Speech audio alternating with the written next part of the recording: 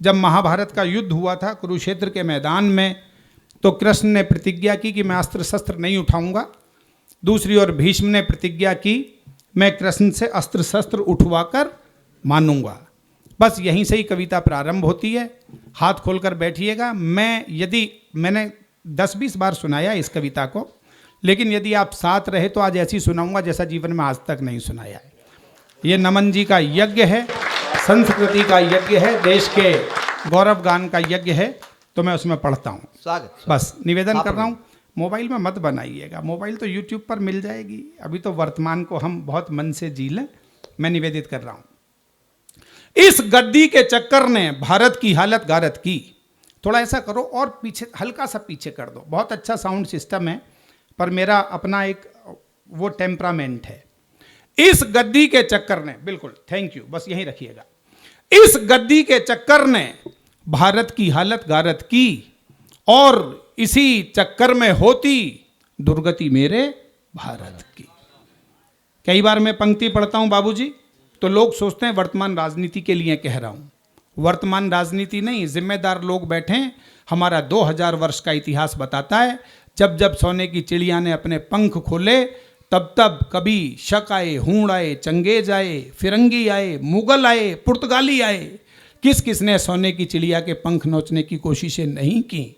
हम हजारों साल में अनेक बार लूटे, लेकिन मिटे नहीं, क्योंकि हमारी भीतर की ताकत जितनी मजबूत है, बाहर की ताकत जितनी मजबूत है, भीतर की ताकत उससे 100 गुना मजबूत। क्या बात। कोई हिंदुस्तान का कुछ नहीं बिगाड़ सकता है। इसलिए मैं कहना चाहता हूं, इस गद्दी के चक्कर ने भारत की हालत गारत की, और इसी चक्कर में होती दुर्गति मेरे भारत की। ऊंच नीच और भेदभाव भी इसी कथा के हिस्से हैं। वैर भाव सहयोग त्याग के इसमें अनगिन किस्से हैं। इन किस्सों के कारण ही तो कुरुक्षेत्र में युद्ध हुआ। पूरा भारत महायुद्ध से पल भर में आबद्ध हुआ। दोनों पक्षों की रक्षा को तत्पर सभी परिचित थे, और परिचित गण भी तो रखते अपने अपने हित थे। श्री कृष्ण ने महासमर में काम किए थे मिले जुले, दुर्योधन को सेना दे दी और अर्जुन को स्वयं मिले। वाह वाह वाह, प्रवीण बहुत अच्छे। तालियां बढ़ाना थोड़ी सी, अभी प्रारंभ हुआ हूं मैं। दुर्योधन को सेना दे दी। आप जानते हैं ना, उन्होंने कहा ये सिरहाने बैठा था, ये पैरों की तरफ बैठा था, इसलिए ये पहले मांगेगा। दुर्योधन को सेना दे दी और अर्जुन को स्वयं मिले। चतुरंगणी सेना को पाकर दुर्योधन मन में खुश था, लेकिन अर्जुन के मन में भी कहीं नहीं किंचित दुख था। कहा कृष्ण ने महासमर में ना शस्त्रों को धारूंगा, मात्र सारथी बनकर अर्जुन को रणक्षेत्र उतारूंगा। अर्जुन को नादान समझ दुर्योधन मन में फूल गया, माधव की मायावी माया को बिल्कुल ही भूल। वाह वाह वाह वाह, क्या बात। आप जानते हैं कृष्ण के ज्यादातर मायावी रूप बाबूजी बचपन में प्रकट हो गए थे। कालिया नाग का मर्दन हो, पूतना राक्षसी का वध हो। इसलिए मैंने कहा अर्जुन को नादान समझ दुर्योधन मन में फूल गया। राजेश जी, अमित जी, नितिन जी, अर्जुन को नादान समझ दुर्योधन मन में फूल गया, माधव की मायावी माया को बिल्कुल ही भूल गया। भीष्म पिता ने भी माधव की प्रतिज्ञा के वचन सुने। वचनों को सुनकर मन ही मन जाने क्या क्या भाव गुने। वो भीष्म पिता जो तन मन से कौरव सेना को अर्पित थे, वो भीष्म पिता जो राजा की गद्दी को सदा समर्पित थे, वो भीष्म पिता जिनके सारे सर स्वयं काल की ही गति थे, वो भीष्म पिता जिनके अस्त्रों शस्त्रों पर लक्ष्य सुअंकित थे, वो भीष्म पिता जिनकी शक्ति से सभी देवता शंकित थे, वो भीष्म पिता जिनके शस्त्रों से अंबर तक फट जाता था, वो भीष्म पिता जिनकी इच्छा से गंगा जल हट जाए। क्या बात, वाह। गंगा, थोड़ी और तालियां बढ़ाइएगा, मुझे आनंद और ज्यादा आना चाहिए। जब सुनाने वाले को आनंद आने लगे तो कविता फिर वाणी से नहीं हृदय से निकलनी शुरू हो जाती है। मैं आज वो आनंद, मैंने बता दिया ना, नमन जी ने मुझसे कहा कि भैया इतने तारीख को आना है। आज के 4 निमंत्रण थे बाबूजी, लेकिन बहुत बड़े बड़े कार्यक्रम आज देश में हो रहे हैं। 2 दिन पहले अभी राजस्थान के मुख्यमंत्री और गवर्नर जी साहब के निमंत्रण पर था, लेकिन मैंने जीवन में नियम बना रखा है। मेरी बिटिया बैठी है, मेरी सहधर्मिणी बैठी है।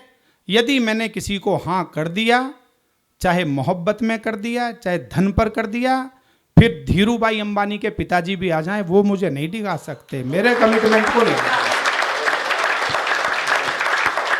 ईश्वर ने जितना दे रखा है वो बहुत तृप्त करने वाला है।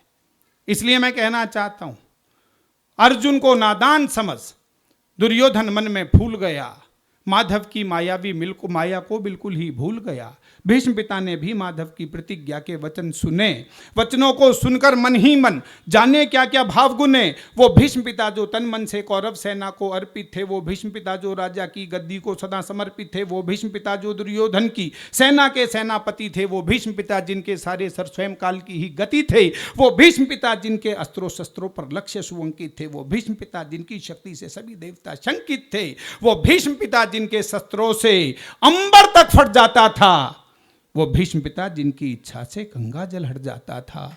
जब सुने उन्होंने वचन कृष्ण के, मन ही मन में मुस्काए, यह सोच चलो मौका आया माधव को झुटलाया जाए। उन्हें पता थी कौन, यह सोच चलो मौका आया माधव को झुटलाया जाए। भीष्म पिता के यह विचार सुन सहमी सहमी प्रज्ञा थी, प्रज्ञा बुद्धि, भीष्म पिता के यह विचार सुन सहमी सहमी प्रज्ञा थी। एक और कृष्ण प्रतिज्ञा, दूजी और भीष्म प्रतिज्ञा। वाह वाह क्या बात।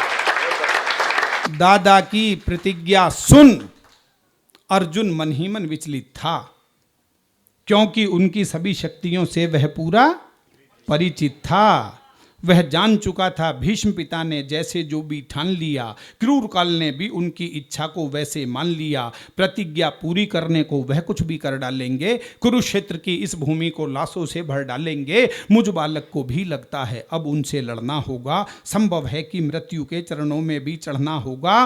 विचलित अर्जुन के मस्तक पर उभर उठी चिंता रेखा। श्री कृष्ण ने व्याकुलाकुल अर्जुन के मुख को देखा। दो पंक्तियां पंडित जी की मोहब्बत को, प्रेम को, स्नेह को भेंट करता हूं, और आपको लगे कि मैंने दो पंक्तियों में गीता का सार कह दिया है, तो एक भी हाथ खामोश नहीं रहना चाहिए। पूरे सदन की मोहब्बत चाहता हूं। मैंने कहा कि आज सबसे बड़ा पुरस्कार आपकी मोहब्बत है मेरे लिए। विचलित अर्जुन के मस्तक पर उभर उठी चिंता रेखा। श्री कृष्ण ने व्याकुलाकुल अर्जुन के मुख को देखा, बोल उठे, हे पार्थ, युद्ध से आज अगर डर जाओगे तो संभव है कि तुम जीने से पहले मर जाओगे। वाह वाह वाह। एक बार हाथ उठाकर बजा दीजिएगा ताली।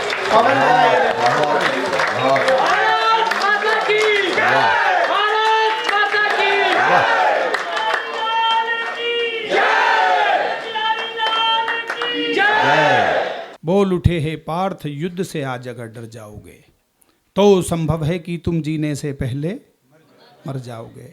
और बत्रा साहब, ये कई बार कहा जाता है कि मंच पर कभी जोर से बोल के ताली बजवा लेता है। दो पंक्ति में बहुत धीमे बोलना चाहता हूँ, और आपके दिल पर ठग से लगे तो समर्थन ऐसा कर देना कि ये सेक्टर 15-16 की 16 की आहट जरा वृंदावन तक पहुँच जाए, बांके बिहारी के दरबार तक। पहले सुन लीजिएगा। बोल उठे हे पार्थ, युद्ध से आज अगर डर जाओगे तो संभव है कि तुम जीने से पहले मर जाओगे। जीने मरने को लेकर यूं चिंता और सिहरना क्या, जब तक तेरे रथ पर मैं हूं तुझको जग से डरना क्या। हाय हाय, वाह प्रवीण वाह, बहुत अच्छे, बहुत जिंदाबाद जिंदाबाद। जीने मरने को लेकर यूं चिंता और सिहरना क्या, जब तक तेरे रथ पर मैं हूं तुझको जग से डरना क्या। माधव की बातों से अर्जुन में शक्ति संचार हुआ, कांधे पर गांडीव सजाकर लड़ने को तैयार हुआ। महासमर में वीरों ने निज प्राणों की आहुति दी। पितामह ने अर्जुन को देखा रथ की धीमी गति की, रथ को रोका और रोकते ही पहले ये काम किया।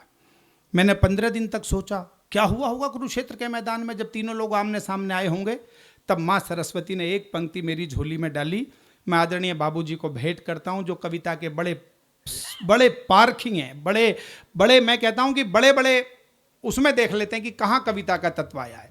रथ को रोका और रोकते ही पहले ये काम किया। माधव को देखा, मुस्काए, झुककर उन्हें।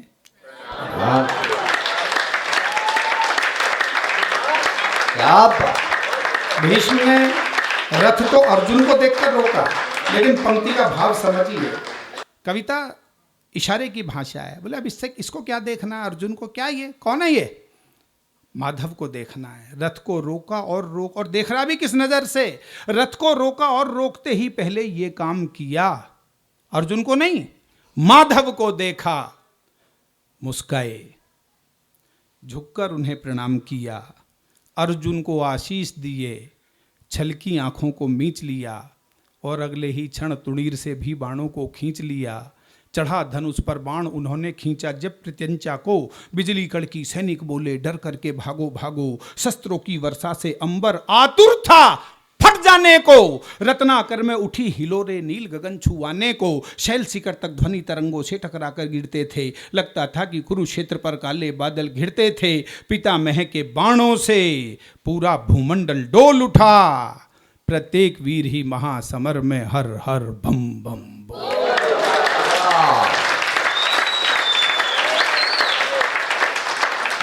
प्रणाम करता हूं।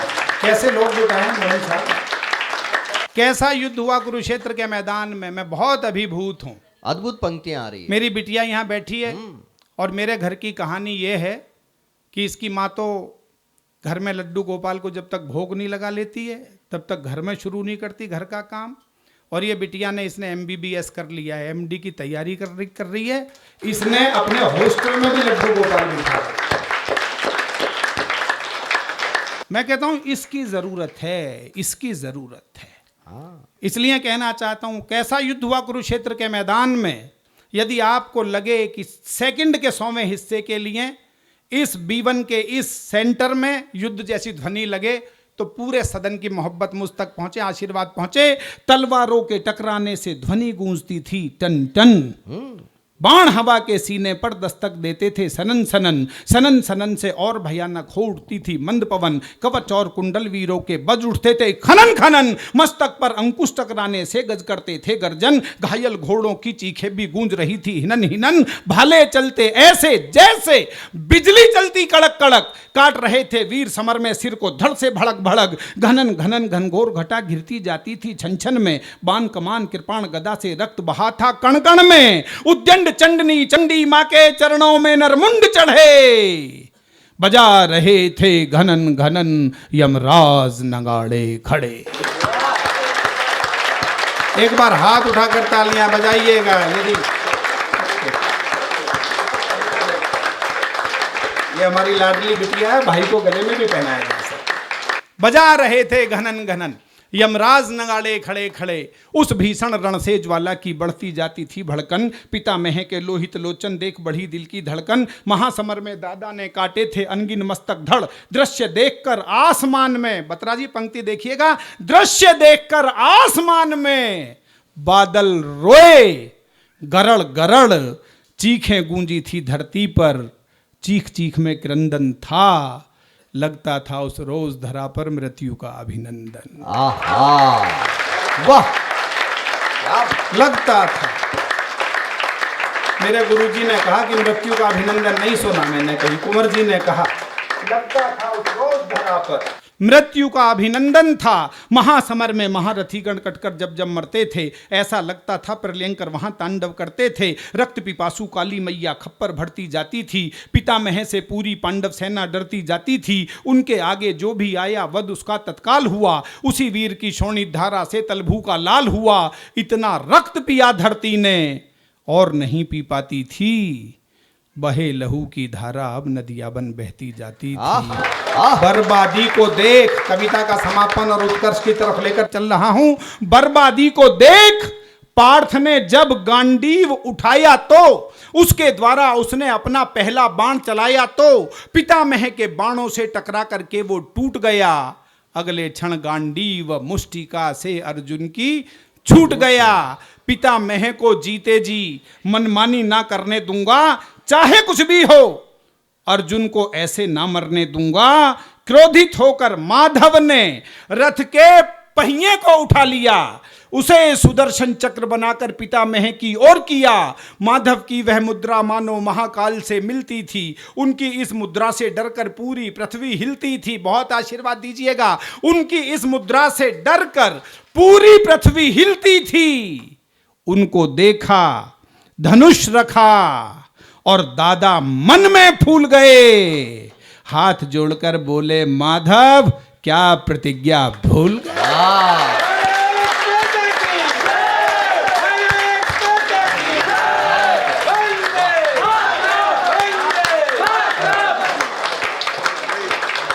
बैठिएगा। देखिए, यदि बाबूजी ने आकर मुझे अपना अंग वस्त्र भेंट कर दिया है तो अब मैं भारत सरकार से जीवन में कभी पद्मश्री की डिमांड नहीं करूँ।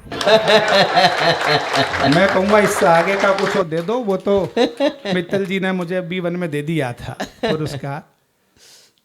हाथ जोड़कर बोले, माधव क्या प्रतिज्ञा भूल गए?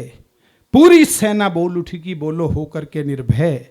एक बार सब मिलकर बोलो, बोलो पितामह की जय। एक बात आज कहना चाहता हूँ। अचानक कुंवर जी याद आने शुरू हो रहे हैं। बहुत उनका आशीर्वाद रहा।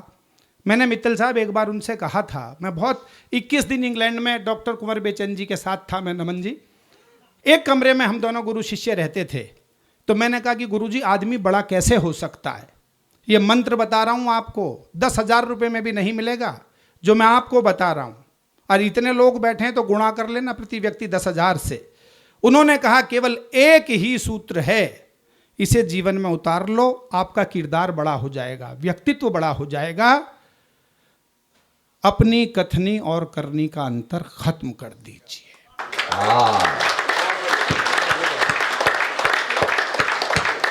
जो कहते हो उसे करो और जितना कर सकते हो उतना ही कहो। ये मेरे गुरुजी का अमर वाक्य मेरे जीवन में उतरा हुआ है। तो मैंने कहा गुरुजी कविता लिखी है, पूरी नहीं हुई। भीष्म ने कैसे हरा दिया कृष्ण को? 2 महीने में सोचता रहा। 7-8 पंक्तियां मेरी झोली में ईश्वर ने डाली। वो अंतिम पंक्तियां सुनाता हूं। और ये आज मंच की सबसे छोटी हमारी लाडली बिटिया को भेंट कर रहा हूं भाई। अंतिम पंक्तियां हैं इस कविता की। ये बहुत अच्छा लिखती है, लगातार पूछती रहती है, तो वो भी बात करेंगे। अंतिम पंक्तियां सुनिएगा। पितामह की शक्ति की हालांकि बड़ी महत्ता थी, पर माधव की शक्ति में तीनों लोकों की सत्ता थी। वह कान्हा जिनके पैदा होने पर माया छा जाती हो, सभी सैनिकों को पहरे पर ही निद्रा आ जाती हो, ताले बेड़ी और द्वार भी खुद ही खुद खुल जाते हों, सभी देवतागण जिनके चरणों पर पुष्प चढ़ाते हों, जिनके चरणों के वंदन को यमुना जल बढ़ आता हो, शेषनाग जिनकी रक्षा ही अपना फन फैलाता हो, दुष्ट कंस की काया का जो पल में ही मर्दन कर दें, नाग कालिया के फन पर भी ठुमक ठुमक नर्तन कर दें, जिनका चक्र सुदर्शन रवि की गाथा को खुद कहता हो, 3 लोक का बुद्धि और बल जिनके अंदर रहता हो, सरस सलिल सुंदर सरिताओं संग समन्वित सागर हो। अनुप्रास अलंकार तो सभी ने पढ़ा है, सभी ने पढ़ा है ना अनुप्रास अलंकार। और ये बड़े छंद के शास्त्री बैठे हैं, देखिए छंद भंग नहीं हुआ है। सरस सलिल सुंदर सरिताओं संग समन्वित सागर हों, अगम अगोचर आदि अखंडित और अनस्वर आखर हो। जिस परम पिता परमेश्वर की शक्ति का कोई अंत नहीं, जिनके आगे प्रश्न कभी भी कोई रहा ज्वलंत नहीं, उस परम पिता को पितामह ने आखिर कैसे डरा दिया? यह बात असंभव है, पर भक्ति ने भगवान को हरा दिया। वाह! पूरे सदन की तालियां। अंतिम 4 पंक्ति सुना रहा हूं, और ये 4 पंक्ति कर्म योग की मिसाल। जरा इधर आ जाओ पंडित जी मेरे पास। ये कर्म योग की मिसाल हैं। पंडित नमन जी और सब इनके जैसे हो जाएं तो बहुत सारी समस्याएं सुलझ सकती हैं। कहो जी स्वस्ति वाचन करना है तो तुरंत शुरू कर देते हैं, है ना? ऐसा प्रेम। मैं अंतिम पंक्तियां कह रहा हूं। पितामह की शक्ति की हालांकि बड़ी महत्ता थी, पर माधव की शक्ति में तीनों लोकों की सत्ता थी। ये तो मैंने सुना दिया था। भीष्म पितामह इसीलिए करने उन पर प्रहार गए। माधव के प्रति उनके मन में बहुत प्रतिज्ञा थी। भीष्म पिता माधव चक्र उठाकर माधव इसीलिए करने उन पर प्रहार गए। कर लें भीष्म प्रतिज्ञा पूरी जानबूझकर। हार गए। वाह कर लें भीष्म प्रतिज्ञा पूरी, जानबूझकर हार गए। अब बोलिएगा बांके बिहारी लाल की। अभी भी नहीं, सबने नहीं बुलाया, सबके हाथ उठने चाहिए। बोलो बांके बिहारी लाल की, बांके बिहारी लाल की, भारत माता की, भारत माता की।